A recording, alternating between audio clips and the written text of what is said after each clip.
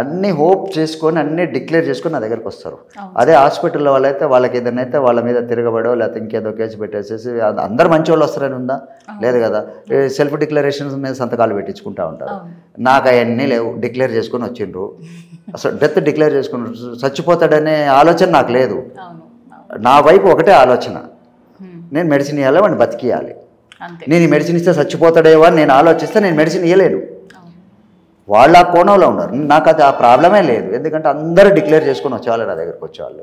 వాళ్ళు ఏమంటారు, వారం రోజుల కంటే లేదు, ఎట్లా ముక్కులో నుంచి ఫుడ్ ఫీడింగ్ ఉంటుంది, లేకపోతే కోమాలో ఉంటారు, లేకపోతే కంప్లీట్ బెడ్ రీడన్ అయ్యి ఉంటారు. ఆ స్టేజ్లో ఉన్నప్పుడు వాళ్ళు వారం కంటే బతకడని అంటాడు. నేనేమంటానంటే సరే వాళ్ళు చెప్పింది కరెక్టే కదా, వాళ్ళు 4 రోజులు బతికినాను, వాళ్ళు చెప్పింది తప్పే కదా, ఆ నెల సంవత్సరం అయిద్దేమో. వాళ్ళు ఎవరంటే డెత్ డిక్లేర్ చేయడానికి? కొన్ని సిచ్యువేషన్స్ ఉంటాయి, అది పల్మనాలజీకి సంబంధించి, అది ఊపిరికి సంబంధించి, లేదా హార్ట్, అది నిమిషాలలో ఇది అవుతుంది, దాన్ని చెప్పవచ్చు. అసలు ఈ క్యాన్సర్లో అట్లాంటి సిచ్యువేషనే లేదు. అంటే సపోజ్ చెప్తాను, ఇమీడియట్గా చంపేది కాదు అది. ఈ హార్ట్ అటాక్ లాగా దీనిలాగా స్లోగా